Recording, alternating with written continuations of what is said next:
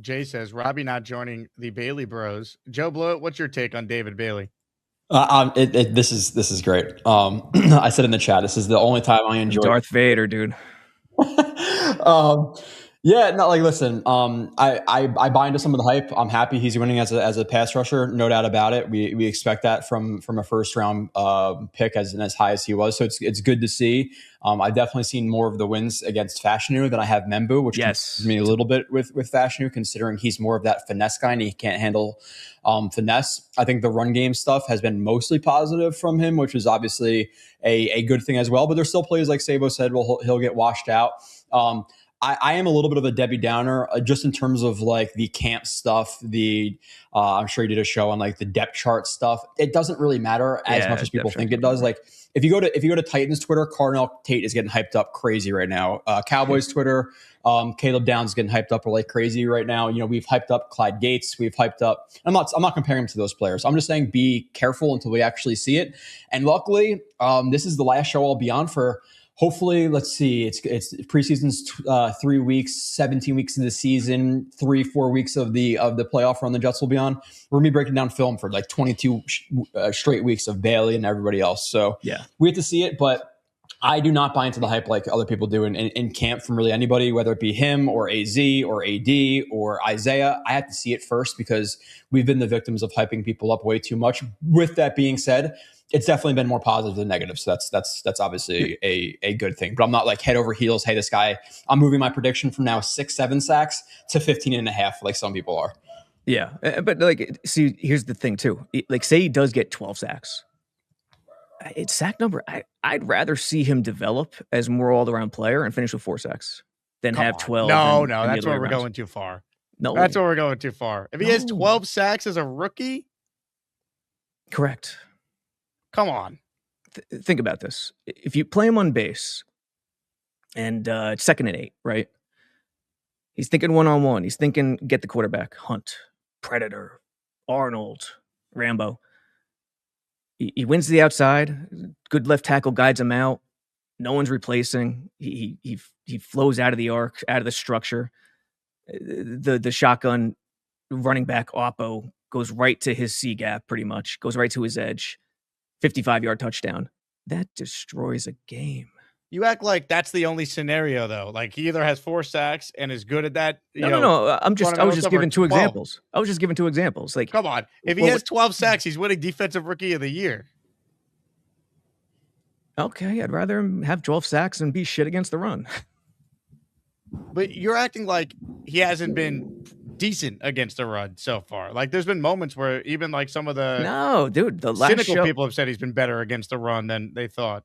Even Brian Costello's lofting praise on David Bailey. No, on Saturday he had his best play of the summer, where he diagnosed an inside zone split, screeched down the line, flat, squeezed it, took it on with a high collision, peeled off right shoulder. I think it was the right shoulder. I was far away, but looked to be the right shoulder because he peeled off to the inside.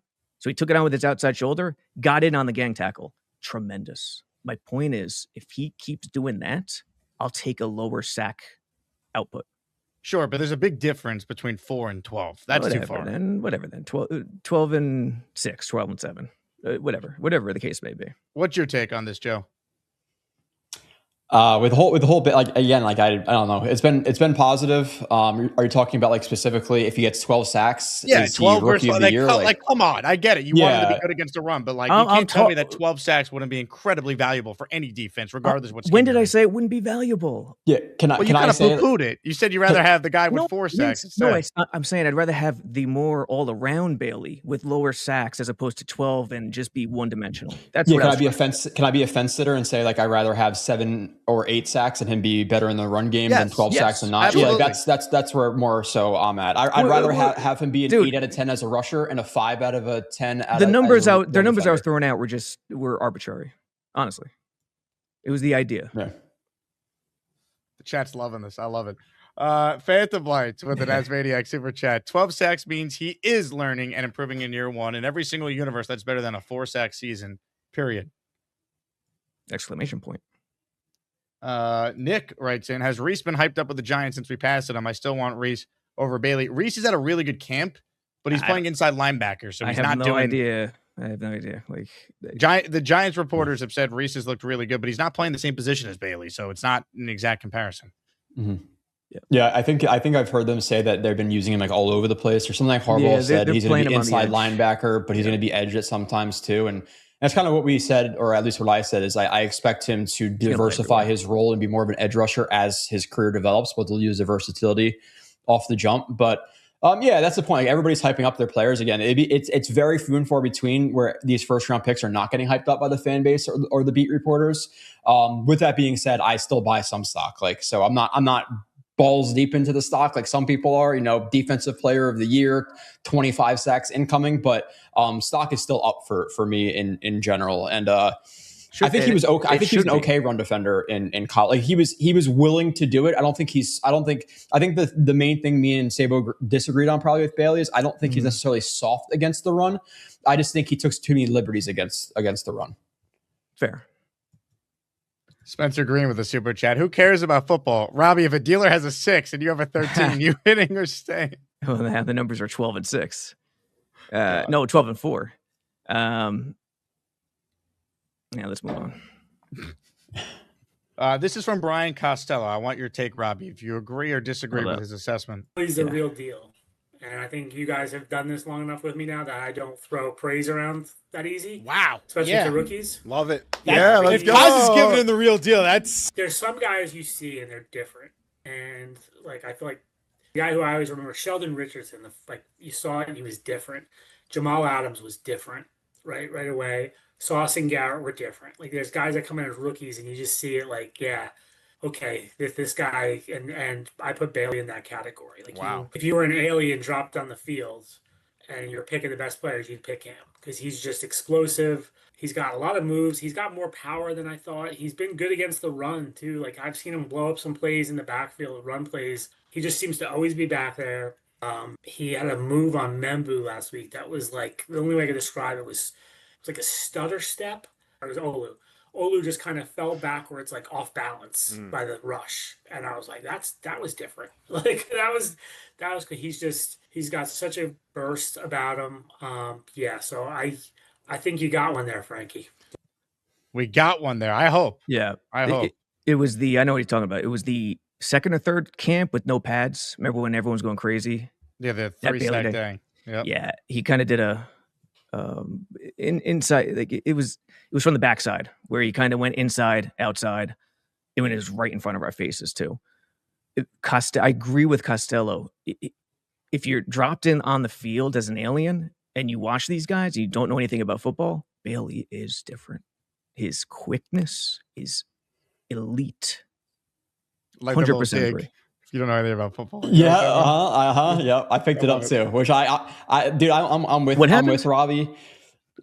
Maybe you didn't mean to do what you just did, but you did it. So yeah, no, that's the thing about camp too, man. Like, and I'm not even trying to be a dick here, but like when I hear Connor Hughes talking about Olu Fashano's footwork being good, I'm like, come on, man. Like, do you know what good footwork is? I'm sorry, but you can't see it from 50 yards away from the sideline and then tell me you know what good footwork is, or, oh, that was a good vision on that gap scheme. It's like, okay, lose me. But yeah, Sabo, you basically just said if you're an alien and you dropped off and didn't know football, you think Bailey's really good, saying that the people who think he's good are idiots. So that's kind of what you did. So I'm enjoying myself today. This is great. Yeah, Joe, you got the best seat in the house. Honestly. When did I say they're idiots? People don't think they're really good. You said if you got dropped, if you're an alien and you got dropped into the earth or whatever, and you didn't know football, you'd think that Bailey is great. So you're kind of taking a shot at the people who are saying dude, I didn't mean that whatsoever. Sure. I wasn't even done talking. I wasn't even done talking, you assholes. The hands are hurting. Come on. Oh, dude, you guys are assholes. Let me finish. Go ahead. I'm waiting for you to finish. Here we go. You fucking gags. Hey, I got something for you. This is Connor Hughes' takeaways from today. You tell us, Robby, as someone who was there, whether you agree with his assessment on the day. It's the first day of the joint practices between the Jets and Buccaneers. Chippy. There were many, many fights. David Bailey was in the middle there. Most of them were actually over on the side where the Jets defense was facing the Buccaneers offense. Not too much on the Buccaneers defense versus the Jets offense, but that is neither here nor there. I spent my time primarily focused on the Jets offense. I'll watch their defense tomorrow for joint practice number 2. Main takeaway is that it wasn't a great day for that Jets offense. Geno Smith, these stats are going to read a bit better than what they actually are. 10 of 16, pair of touchdowns, 2 bad interceptions. He missed a lot of throws. In fact, of those passes, just one completion, an 18-yard touchdown to Mason Taylor in the red zone period was thrown for more than 8 or 9 yards. So a lot of dinking and dunking for Smith, a lot of missed errant passes. A.D. Mitchell was having a very good day getting open. He just wasn't getting the ball after he got open with some of those missed passes. So I didn't think it was a great day. Still, one standout, it's Garrett Wilson. Man, this guy is so good. That's what Breece Hall said after practice. In fact, when he makes some of these plays, Hall said he can't help but laugh because, quote, he is so good. And that play came off a deflected pass in the red zone. Geno Smith's ball batted up in the air. Wilson caught it, then made like 4 Buccaneers players miss on a juke before diving for the pylon and scoring a touchdown. So a good moment there from Garrett Wilson, who I think is going to be very, very active for this Jets team this year. Another standout, we've seen him torment. Groundbreaking. Garrett Wilson going to be active in the Jet offense. The Jets offensive line. Now he's tormenting somebody else's offensive line. It's David Bailey. Saw him again. I wasn't watching the Jets defense. I still caught a David Bailey sack. And a couple of those fights were offensive linemen going at David Bailey because he kept beating them over and over again. So another really good practice for David Bailey, who Demario Davis said after practice, quote, he looks like a number 2 pick. That's good commentary and high praise from somebody who has accomplished as much as Demario has. Good stuff from Connor. All right. Agree or disagree? Hey, assholes. Do you guys think Bailey's going to be a bust or something? You don't think that, right? I don't know what you think. That's why we have you on the show, so you can tell us what you think. He's going to have, you motherfucker. He's going to have an impact. He's going to get after the quarterback. He's going to have an impact. His quickness is something that you can't teach. It's going to be a weapon. We're going a little too crazy right now, folks. That's all I'm saying. We have to slow it down because there's a lot in terms of in structure he still needs to get integrated with. That's my main takeaway. More groundbreaking reporting from Connor Hughes. Garrett Wilson's going to be involved in the offense. And also, did you guys know that Breece Hall is going to be the lead back for the Jets this season? I think they did Connor dirty with that aggregation, to be fair. Like, I read the article and it was not specific. Breece is going to be, the primary running back, as like these like aggregator sites took that. Yeah. So I'll defend Connor on that one because like people were just like being like, yeah, and the sun will come out tomorrow. Yeah. It's like no shit. The sky is blue. Jake, you will not divide me in the beat. You will not do it. Costello's my dude. Samini's awesome. Love Hughes. It ain't gonna happen, motherfucker. I just want to get the truth, Robby. Yeah, again. We see we're not there. So I go by but I talk about the truth, and it's not you have to be more proper than I do, Robby. It's not received. Like, all I can do is put it out. It's not received well. And I understand why. Henny with a great question. If Bailey breaks the rookie sack record, this would be bad, ? Yeah, no, that would be very, very good. What is it, by the way? I don't even know what it is. What is the rookie sack record? That's a good question. Yeah, what is 13, 14? Yeah, sorry, Jay. My dog is a psychopath. So you can hear in the background. It should be good. My wife's coming in the house. Javon Curse, 14 and a half. 14 and a half. Yeah, the only thing with Costello is, can he not bitch about having to do his job? That's the only thing. I get the negativity or whatever, but when you're tweeting out about, I don't want to be here during preseason and it's boring, you're getting paid a lot of money to sit there in AC and tweet about a football game. Can you please shut up? That's the only thing that really bothers me. In his defense, Jake, isn't it true his first year with the Jets was 2011? Yeah, his first year on the beat was when the Jet playoff drought started. So I always blame Costa. Yeah, that's amazing. It really is. The Jake Asman Show is brought to you by PrizePicks. Check out PrizePicks right now. If you're a sports fan, they have something for everyone, especially if you're one of my listeners and you're gearing up for the upcoming Jets season. For player picks on PrizePicks, you just pick a player you like and you go more or less on a few of their stats. Check out some of the numbers they have for some of your favorite Jet players: Geno Smith, Breece Hall, Garrett Wilson, Omar Cooper Jr., Kenyon Sadiq, and many more. PrizePicks should be your go-to. And check out their new offer right now. Play your first $5 and get $150 in lineups if you win. All you need to do is sign up and use that code HMA. That's PrizePicks code HMA. Download the app now or click the link in the description to download the PrizePicks app today. All right, Robby, This secondary, don't love what I've Yeah. heard at safety. I know Dane Belton's had some good practices here. I hope he could beat out Andre Cisco. I don't like the fact that to this point, it's still Cisco's job. Break down the latest with the competition at safety, and then let's get to the corners and what you've seen from them as well. Early in practice, the way they structured the practice was interesting too. 2 defensive guys. After stretches, they separated everyone. It was passing camps, 7-on-7, 7-on-7, and the trenches actually started a little bit different. They worked on halves. They worked on halves, half, interior. So it was 2 tackles, tight end with an D tackle and an edge. And I think it spent pretty good time on that. But point is, once the 7-on-7 started, Minkah, I didn't see the start, but somehow he had flat to curl and had a nice pass break up in the flat to curl area, which got them started. But yeah, other than that, it's been Belton. He gets his nose dirty. He gets in the mix. He has no problem getting dirty. I think the question is, as a center fielder, and Joe, you've probably seen it. Can he be a center fielder? You don't want him there.